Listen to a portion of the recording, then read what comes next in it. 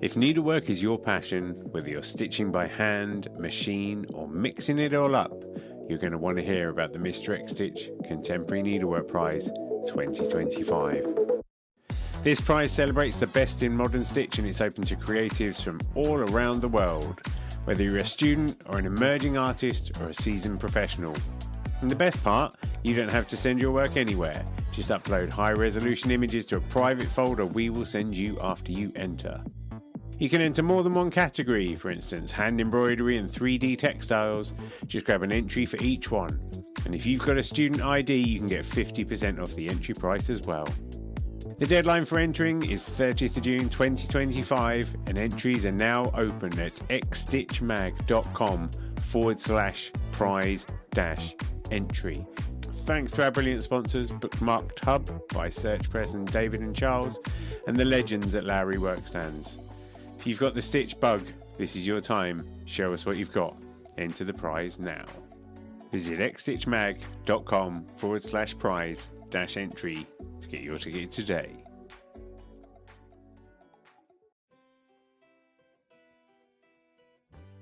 Diana Weymar is a US-based embroidery artist and curator, most well known for the Tiny Pricks project. The project began in 2018 as a one-off artwork, with Weymar hastily stitching "I am a very stable genius," a quote that had come from Donald Trump, the President of the United States of America at the time.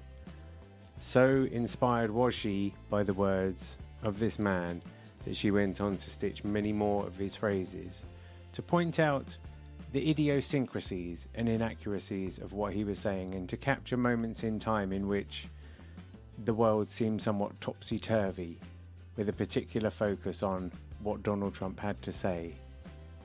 And there was a turning point in which the project stopped being just the work that Diana was doing and moved on to being a crowdsourced project. And now there are over 5,000 pieces in the Tiny Pricks project. And if you follow Tiny Pricks project on Instagram, you'll get a sense of the momentum of this fantastic crowdsourced collaborative documentary, shall we say, of, I keep wanting to say the wit and wisdom, but it's neither of those things, let's face it. I don't know what your opinion is of Donald Trump. You're welcome to it, but suffice to say, there are other people who are more grounded in reality than that guy.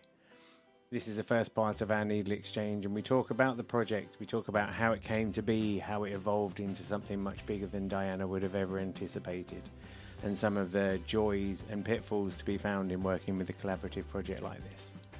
Diana has a new book coming out very soon called Crafting a Better Life. We talk about that in the second part of the NeedleXChange, which will be here next week. But for now, this is Diana. I hope you enjoy the show. Feel free to take part in the project if the mood takes you. And I'll be back next week with the second part of the chat. Thanks for being here. Hope you're well. Enjoy the show.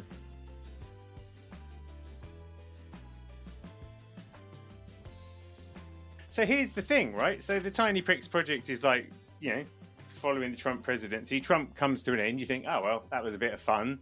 And then like 2.5 years later, he starts to rear his ugly head again or something? Like, what was that all about?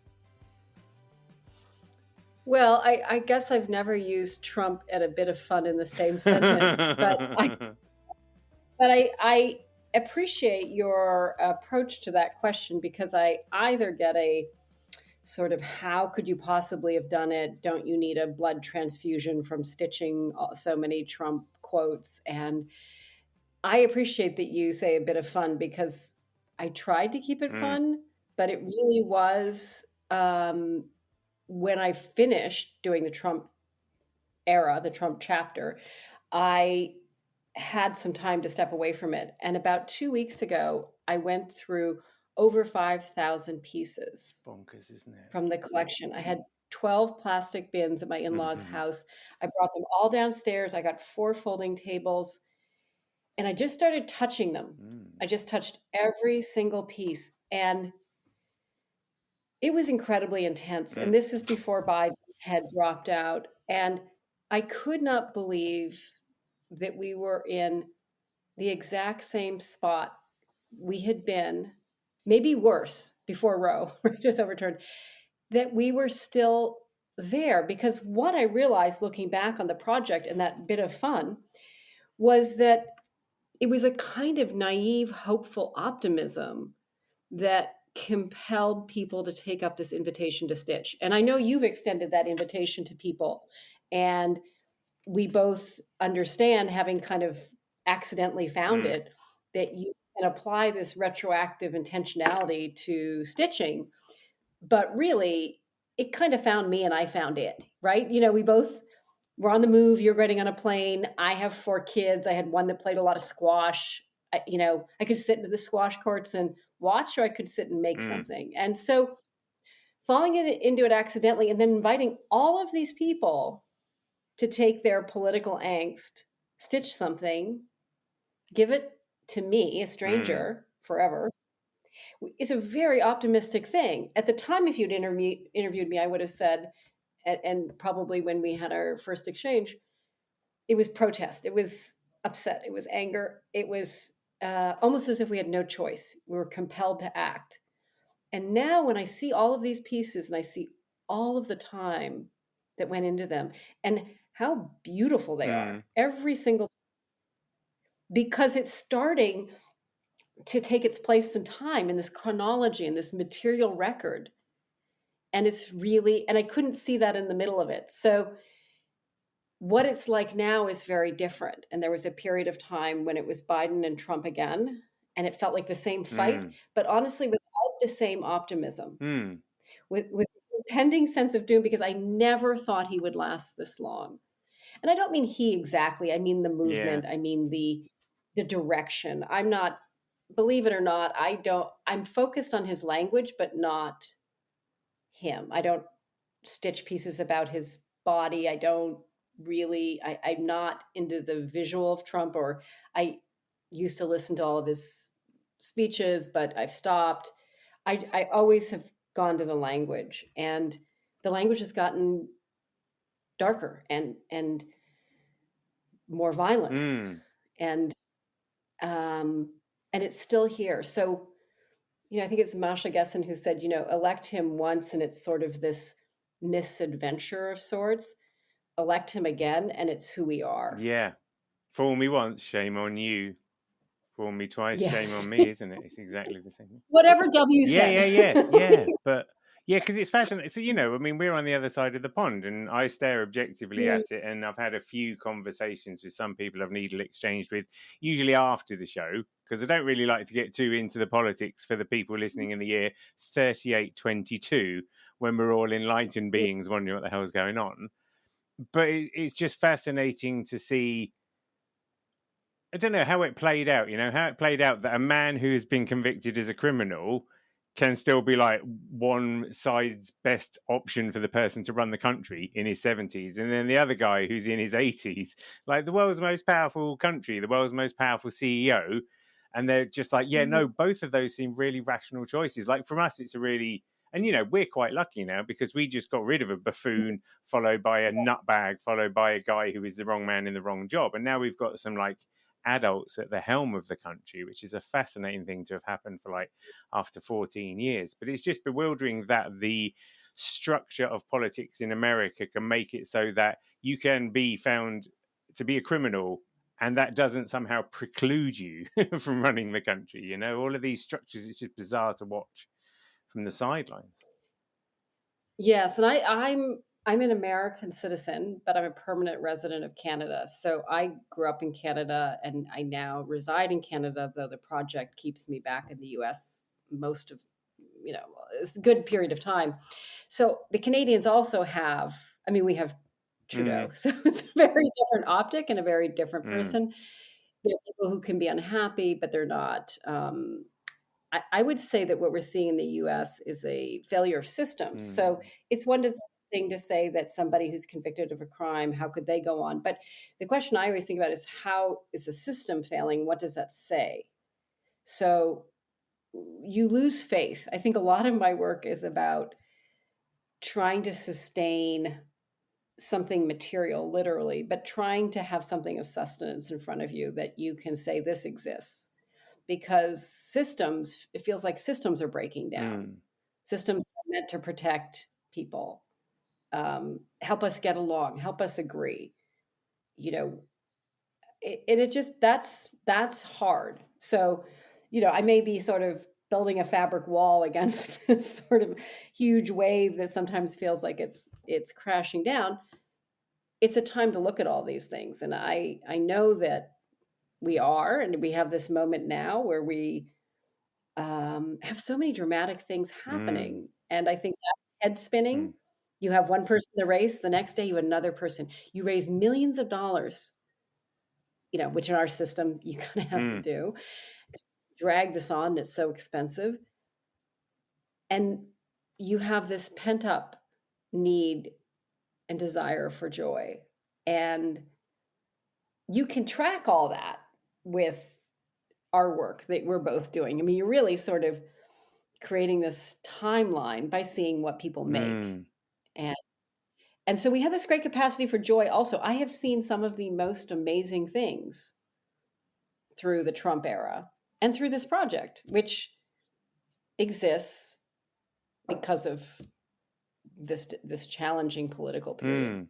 Yeah, and it must be, like you say, to arrange all the pieces and see it stimulate so much emotion. I mean, I wonder whether you start to see recurring themes, or whether, I don't know whether did you arrange them chronologically, or is that just too much of a head spinner?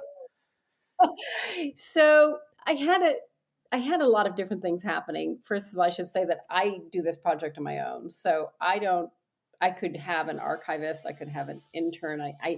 But I'm going so fast trying to keep up with the news and create this record that I haven't had a lot of time to look at it conceptually and step back.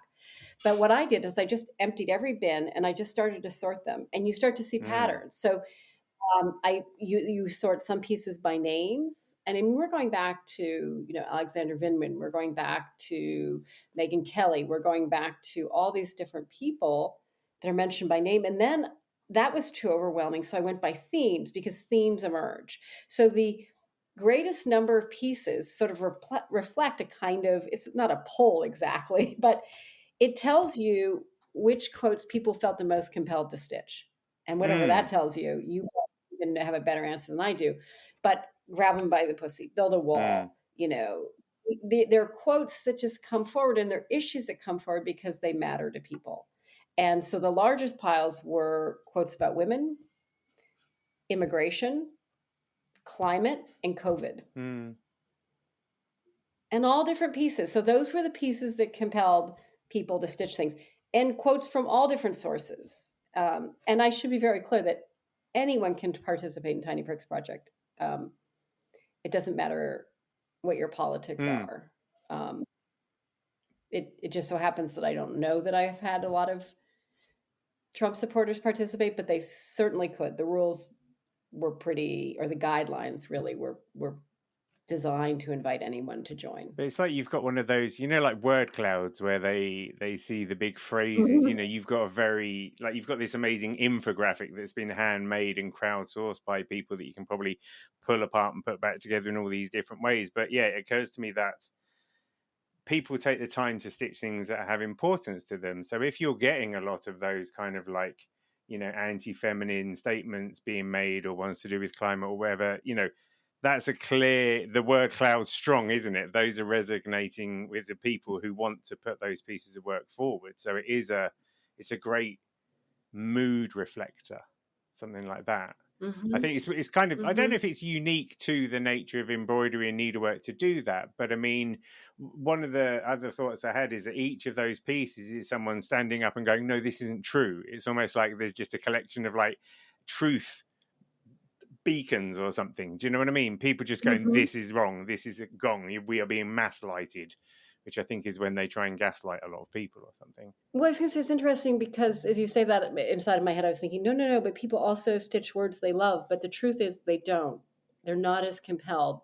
And it does remove traditionally embroidery from this kind of optimistic, like home is where the heart is sort of message. I didn't get a lot of Biden quotes. I didn't have people messaging me asking if they could submit Biden quotes. Mm. Biden quote that resonated the most for people in my project was when he spoke about his son, about Hunter's Mm. addiction. Yeah. I, I love my son. My son has a problem. It it transcended the moment, and it just showed you who he was. Mm. There are a lot of other things you might feel, but in that case, a lot of people reacted to that piece. So I should explain that I went from a period when the project was, first it was private, it was just me. And I needed a lot of help because I started just doing one. I did one, 2018. I didn't even touch Trump for 2 years. I was doing other projects. I did one, I posted it, my 50 followers liked it. I was like, oh, this could scratch an itch. So Trump won't last very long. Every week I'll stitch a quote of his. And at the end, I'll have a funny little exhibit of maybe 100 Mm. pieces. And we'll say, oh my gosh, yes, that happened. I could not have imagined this, Mm. but I couldn't keep up. And the more I started grabbing these quotes, like just pulling them off of Twitter, I thought this one has to be there. This one has to be there. And then they start to speak to each other. And then you think, well, this one would be missing if I didn't do this one. Mm. I have huge financials, Mm. and it just goes on and on. And then a friend said, oh, would you like some help? Why don't I organize a workshop?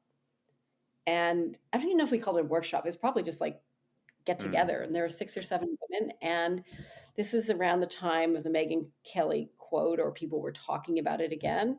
And this group of women sat around talking about sort of sexual harassment in the workplace and what they'd experienced. And they stitched a piece. And then I saw that it was much better public. It was much better. It wasn't about me posting something that people would react to. It was about people looking at the language with intention, Mm. looking for a piece to stitch. And you search differently. It's like research almost. And you're thinking about it differently instead of just swipe, swipe, Yeah, swipe. yeah.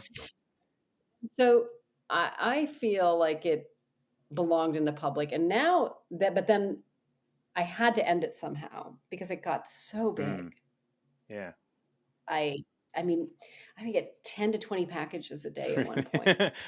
I've had that situation, just to interject. Have you ever had to go to the postman and go, no, this is like an art project. I'm not like into drug dealing or anything. This is all like legit because there's so many like padded envelopes coming through. Well, it was, I have to say, it infused me with a real kind of nostalgia, which was fitting with the Mm. material, not the text, but to get packages in the Mm. mail. Is this really gives you a warm Mm. feeling? And people would send me notes and send me textiles. And it was strange to get so much mail, but I loved Mm. it because it was an additional effort. I can send you an email very quickly, but if I send you a letter, there are these other steps involved. And I think it sort of drew me closer to participants. I mean, some of the letters were really moving, and Mm. some people sent me, statements, and some people explained why they didn't want their names released with with the post. There's just so much going on and so much information. Um, so once it became, but it had to end, Mm. and it did. I said, when he's out of office, it'll end. And he won't be But back. There'll be no chance of that. I get a real break from that's right. this. And then there was the insurrection, and so that actually needed some Mm. time to process. And so since then, it's remained positive and negative. The pieces have been um, just started tracking all sorts of different things, and then I went back to poetry and writers and things I loved, and um, now it's back to the current election for the next 95 days. Although I saw you posted Simone Biles' quote the other day. I just did one 10 minutes I ago. was just like, Yes, some of the. So I mean, okay, I can't resist some. I mean, she said she tweeted, I guess, I love my black job, and so now I'm sure it's the same way for you. Your hands have to catch up to your vision because I can see that piece stitched. mm. So then I have like quickly, map it out, put the hoop on, thread the needle, and try to get it Hmm. out, and just as quickly as I can. Can you remember? It's a Can you remember what it was about the phrase "I am a stable genius" that got you so agitated that it activated the whole thing? I'm a very stable genius. That was the first one you did, right? No, it's the first one I did. I think because at some point in my life, I always thought it was great to be a genius. Everyone wanted to be a genius. But then I realized that there were a lot of challenges in being a genius. I'd read Andrew Solomon's book, Far from the Tree, where he talks about differences and that being a genius is being extremely gifted is very challenging. And so I thought about it and that's why I think he qualified stable. Yeah, right, yeah. Where there are a lot of, there can be evil genius as well. And it just struck me as one of those statements that could be read in a lot of different ways. There's a way in which he is doing something that no one else has been able to do before. So there's brilliance is the wrong word, but there's something he knows how to do. And so that's self-aware to me in a way. But to say yourself that you're a very stable genius was just enough that I could stitch it and I could see how long it would take. And I was very shy about overcommitting. But it just summed up absolutely everything that he was saying, everything that he's about, and what he imagines his appeal to be, which is to be very smart. Or you could substitute powerful, wealthy, all these different things, which says something about our values, that he thought that was what would really, not I'm a kind person, I'm a good person, but I'm a very stable genius. So it just worked. It sounds sometimes like the sort of thing a 5-year-old boy would say. It's one of those, isn't it? Yes. Like, I am the greatest long jumper ever, having like jumped about 1.5 feet or whatever. Yeah. Yes. And it has that, it doesn't make any sense, but it is so bold and it is exactly what he thinks. That is true. So in this sense, it is the truth of what he thinks. So that was the first one. I can't remember the second one. It was the early days. There were a lot about his Ivanka and his daughter, but it also sort of important to realize that even then we were not, there's so much more information now even that to catch phrases, I was and am interested in what we can remember and how much this process can help us remember the things that are said.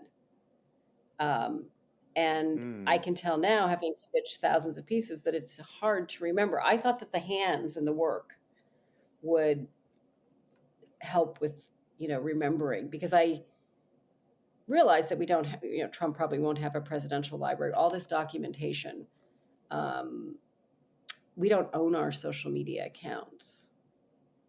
I don't own my Instagram account. It's not mine. So trying to create something physical, and there are a lot of people who've asked me whether or not there's a physical collection. They sort of like they see it on Instagram and it's like, oh yes, there's a post, but to see the pieces in person is very different. It's in the orangery. You just got them arranged every day. You just build another wall and add a few more. Yeah, but it's interesting to think about, because on the phone everything looks the same. We put it in the same box, and these textiles are all different sizes, weight. They have a real life to them when you see them in person. Do you recollect when, after you'd stitched that first one, did it feel like you'd scratched an itch? Was there a bit of a sense of relief? Obviously, you then continued, so you were aware of its power as a sort of therapeutic tool, which undeniably all of these are. I think that's why people do it. But I just wonder, upon reflection, whether and each time you do it, does it now feel like not so much scratching in it, just maybe squeezing a spot or something, because you've done so many of them? But, is there a sense of relief? Do you feel like I've overcome something through the process of making that quote? I think that I felt uncomfortable having Trump as a president, for me personally, and I know it's different for different people. So I'll just sort of, maybe I can speak in more general terms, to find yourself in a position where you're inactive and you feel compelled to somehow be active. It might be something that happens at your child's school. It might be something that happens in the workplace, wherever you are, to see something and feel that your character is called upon to respond in some way, and not to be able to is not a good feeling. So what I did feel is that on my terms, I was responding to the Trump presidency. I was responding to this political moment. And that's become very hard. I will confess to you that that impulse now feels different. So there isn't the same satisfaction or squeezing or scratching, these bodily kind of, movements that you were describing as feeling, so much as I'm trying to find the spaces where I can be truthful to who I am, and truthful to what I know and what I don't know. So there are a lot of conflicts and issues that I'm now called upon, or people suggest that I should, by comment on, I mean make a piece, which is really now sort of commentary. And I don't feel I have the skills to do that at this time, or and I still feel, sometimes I feel a little bit between being the artist and being I'm very clear with people. I'm not a journalist. I'm not a pundit. But once you are known for what you do, then you also respond to what you do. So I think that the answer is, now it feels more like I'm catching raindrops, and I am trying to grab these different quotes that will help people and help me sort of process this moment. And I guess the example I would give you, an itch, or what I'm trying to catch right now, are Harris quotes. Right. Because I'm very interested in her, and I'm interested in the language to see if it's changed, to see how it's different from Biden and from other candidates. And I don't know yet until I stitch, 100 pieces, and I sort of see, well, what is she saying? How is she reacting to things? What are the sound bites? Because generally I'm, at this point, stitching sound bites. For a long time I was stitching, I have very long pieces about all different Trump issues and different quotes about his relationship with China and Russia. And I went into sort of documentation of things, and some pieces are very long and labor intensive. And now most pieces are shorter. So I can sort of bring a lot more voices into this space, like Simone Biles. I mean, how can you resist? So that makes me happy. That gives me some joy. So now I'm. It's a different feeling. It's once it's solidified and it's an actual project that has its own history. But that's the. I mean, because I'm related. Yeah. Sorry, it's curious to me, because it started out as something that was just very personal, and then it became a sort of personal thing that people contributed to. But at somewhere there must have been a tipping point where suddenly you were like, this thing's got like significance. And in the same way as the Bayeux tapestry is used to capture a moment in history through textiles, you've kind of created a crowdsourced version of that, which comes then with its own gravity and its own responsibility. And I guess what I'm hearing you say is that now you feel that there's a duty to make that about as well formed as is possible. So you can't just nonchalantly stitch something that catches your eye, because now you've got to place it within this context of how it fits and how it adds to the chronology that perhaps you're presenting. Yes, and this is a question I sort of have for you too, which is that I sometimes wonder, am I doing the same thing over and over again? I mean, artists generally move from one kinds of topic to another. They exhaust one medium. They can't, do the same kind of work anymore. They've made the last one. Unless a, incredible opportunity arises, they're not going to make another one of those. And I don't know where I fit, because my technique is not advanced in any particular way. I haven't changed my medium. I am still just right here in this community, sort of, swimming around.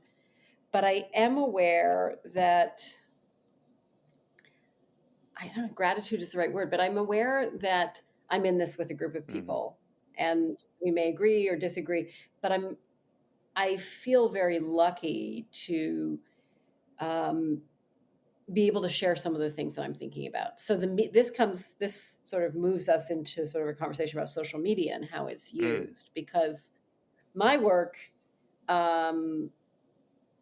exists because of this sort of hybrid. I don't know if it's hybrid interaction anymore, but the making, going from a quote, from a tweet, something on social media, to a physical textile, and then back onto social media.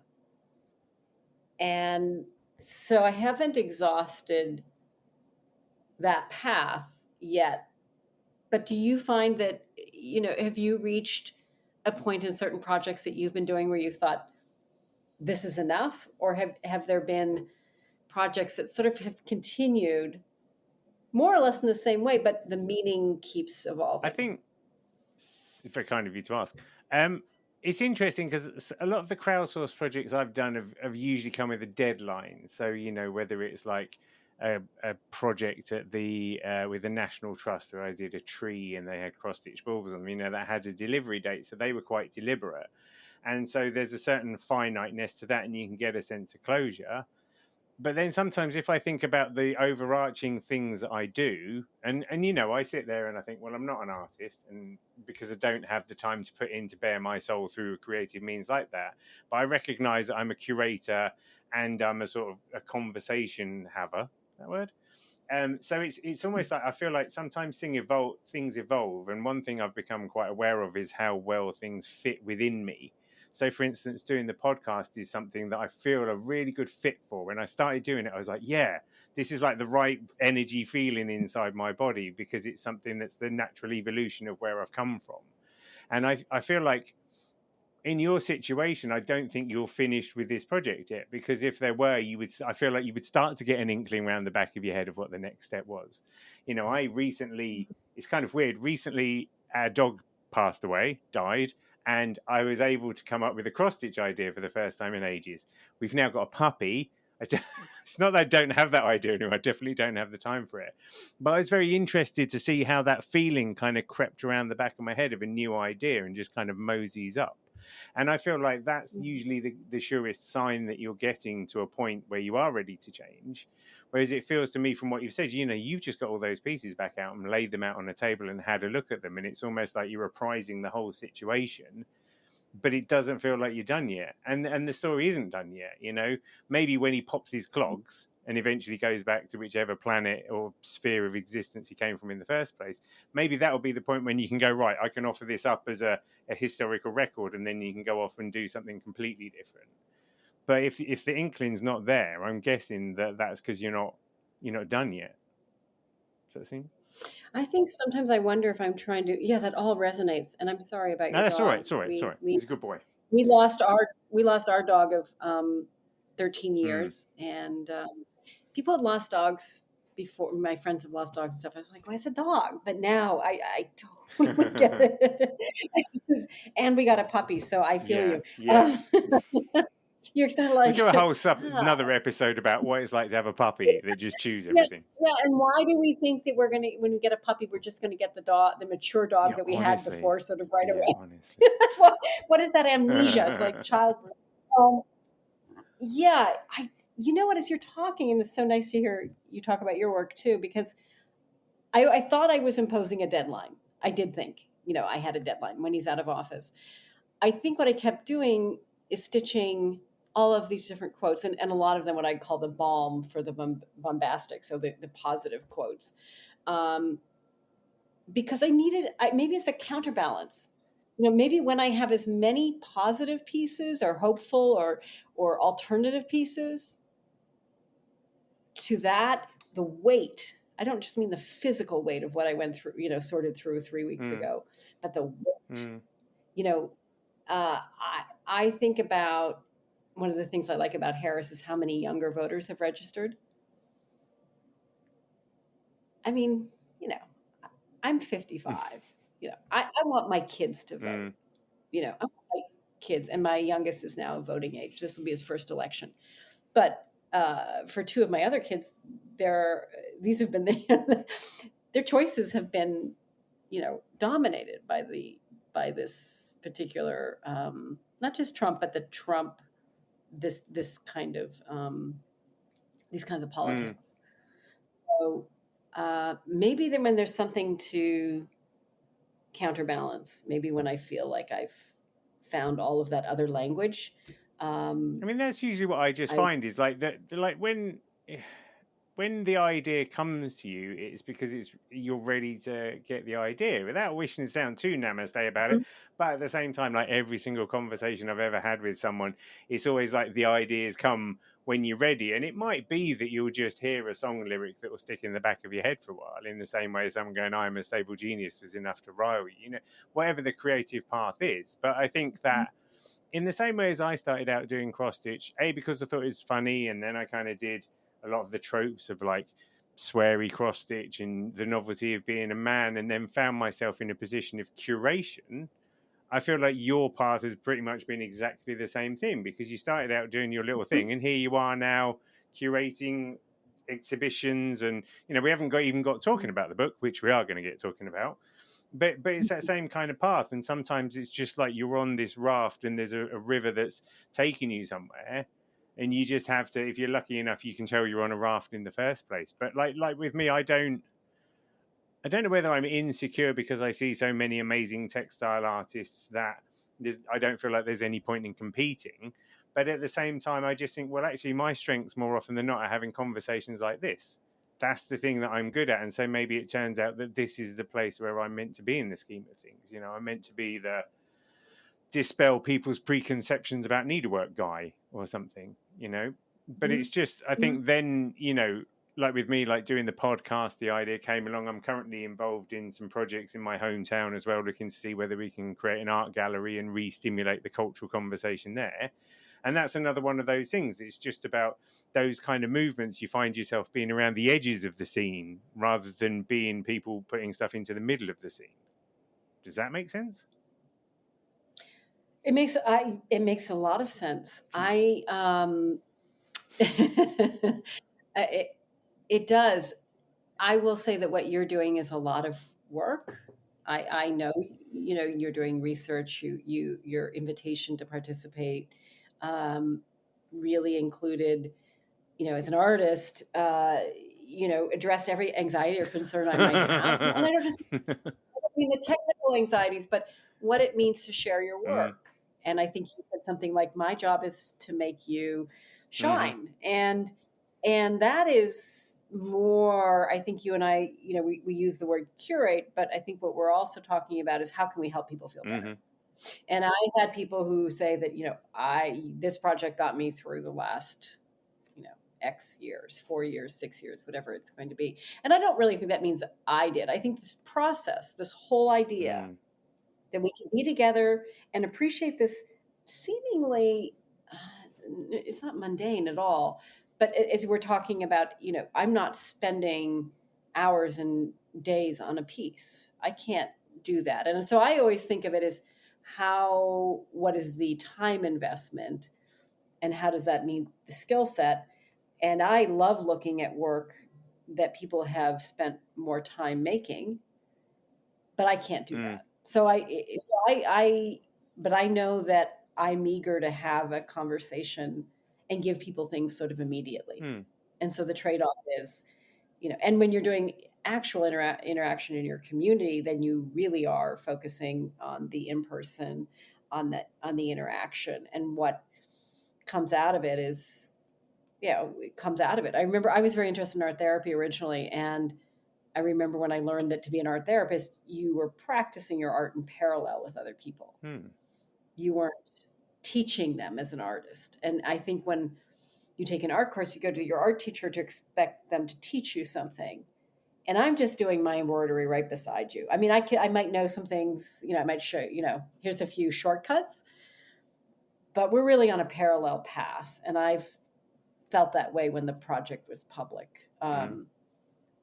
I would give workshops to spend time with people and to assure them that, this is not that hard. That's what I kept saying. I think that's a different message than this is challenging and I alone can do it. I've never said those words. That is probably a good segue to my book, because that is true.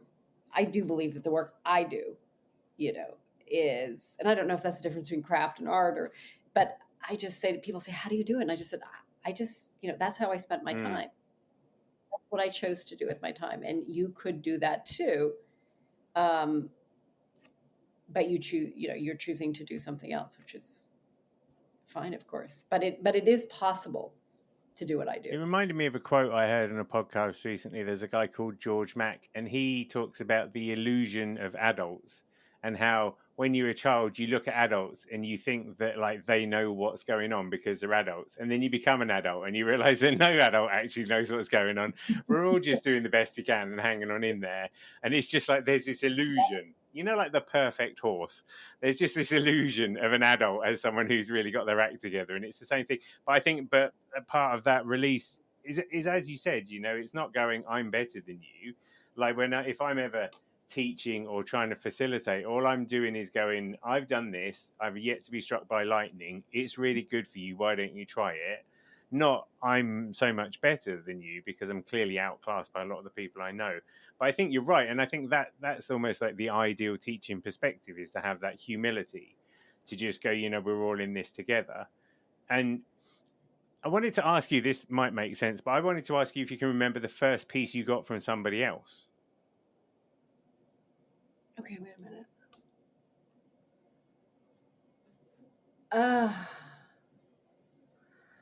I think so. We haven't talked about it, but I had a project before Tiny Pricks Project. Okay. And that's Interwoven Stories. And that is also still a public project. There are over 400 what look like fabric 3-hole lined pages. And I did this project through the Arts Council of Princeton as an artist in residency, and people are invited to take this fabric piece of notebook paper and stitch into it a response to a kind of cultural mapping prompt. So what is your sense of memory of a place? What makes a place memorable? How does place impact identity? And we did it in Princeton, New Jersey, in the community. And people would stitch about their favorite walk. They would stitch about a community garden. They would stitch about the local mayor whom they admired. They would stitch about all the different memories they had. And those pages were the first pieces that were given back to me in a public project. And I don't remember the first page, but what I remember was the feeling. And this is going to sound a little crazy, but when someone has a baby and they say to you, do you want to hold the baby? and you hold their baby and you think, how can it be that I'm holding this baby that's so specific to this other person, so amazing, and they trust me to hold it? So I remember the feeling of getting the pieces, and that feeling has never stopped. That feeling has remained throughout this whole project, to have somebody give me something. So maybe they're all first. I mean, I have this feeling of it never gotten old to me. Interwoven Stories is 400 pages. I just installed some at a store in Nantucket, Crisps, and I was looking at these pages again, and people talking about taking the ferry, about sunsets, about walks with their dogs.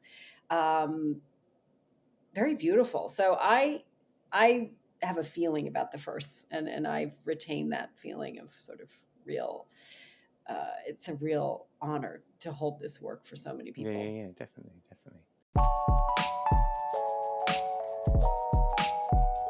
Thanks for joining me on another Needle Exchange. I hope you enjoyed the show.